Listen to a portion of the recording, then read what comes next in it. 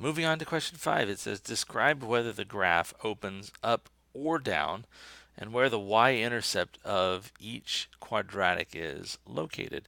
So this is actually a pretty straightforward question because I can determine if a quadratic's opening upwards or downwards just based on the sign of the coefficient of my squared term.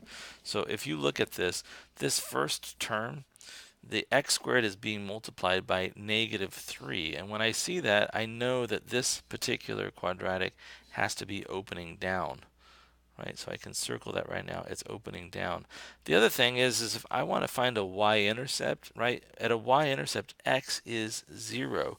And if I come back up here for just a moment and think about this, if I plug in 0 for x, right, -3 times 0 squared and -14 times 0, both of those terms become 0, and the only thing that I'm left with then is this +5.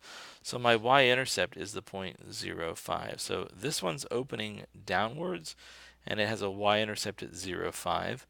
The next one, the coefficient of my squared term is positive, so it's opening upwards. Whoops. And again, when x is 0, this one's producing -21. Again, if these are both zeros, right, -21 is the only value that this will return. So if I give it 0, it gives me -21. And then finally for c, I can see that this one has a negative coefficient, so I'm looking at -3. So this has to be opening down. And when x is 0, it will produce an output of 45. So um, generally a pretty straightforward question, right? Number 5.